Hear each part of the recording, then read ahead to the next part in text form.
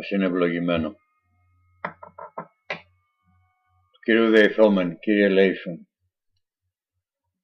Κύριε ο Θεός ημών, ο βασιλεύς των αιώνων, ο παντοκράτορ και παντοδύναμος, ο οποίον πάντα και μετασκευάζον μόνο το βούλεσθε, ότι την επταπλάσιον κάμινον και την φλόγα την εν Βαβυλώνη εις δρόσων μεταβαλών, και τους Αγίους σου τρεις πέδας σώους διαφυλάξας, ο ιατρός και θεραπευτής των ψυχών ημών, η ασφάλεια των εισέλπιζόντων, σου δεόμεθα και σε παρακαλούμεν, απόστησον, φυγάδευσον και απέλασον πάσαν διαβολικήν ενέργειαν, πάσαν σατανικήν έφοδον και πάσαν επιβουλήν περιεργίαν τε πονηράν και βλάβην και οφθαλμών βασκανία των κακοποιών και πονηρών ανθρώπων, από τους δούλους σου τους ακούοντας την ώρα ταύτη την προσευχή αυτή, και η πορεότητος, η ανδρείας, η ευτυχίας, η ζήλου και φθόνου, η βασκανία συνέβη αυτός, φιλάνθρωπε δέσποτα, έκτηνο την κρατεά σου χείρα και το βραχίωνά σου των ισχυρών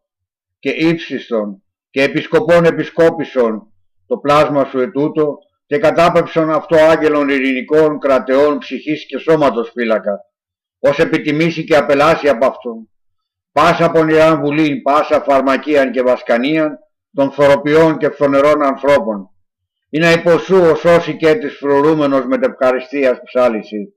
Κύριος εμή βοηθός, και ου φοβηθήσω με τι ποιήσιμη άνθρωπος. Και πάλιν, ου φοβηθήσω με κακά, ότι σύ μετεμούει, ότι σύ ο Θεός κρατέωμά μου, ισχυρός εξουσιαστής, άρχον ειρήνης, πατήρ του μέλλοντος αιώνος. Ναι, Κύριε ο Θεός ημών, φύσε του πλάσματός σου και σώσον τον δούλο σου από πάσης βλάβης και εμπειρίας της εκβασκανίας γινωμένης, και ανώτερον αυτών παντός κακού διαφύλαξον, πρεσβείες υπερευλογημένης εν δόξου δεσποίνης ημών Θεοτόκου και επαρθένου Μαρίας, των φωτοειδών αρχαγγέλων και πάντων σου των Αγίων. Αμήν. Να είστε ευλογημένοι.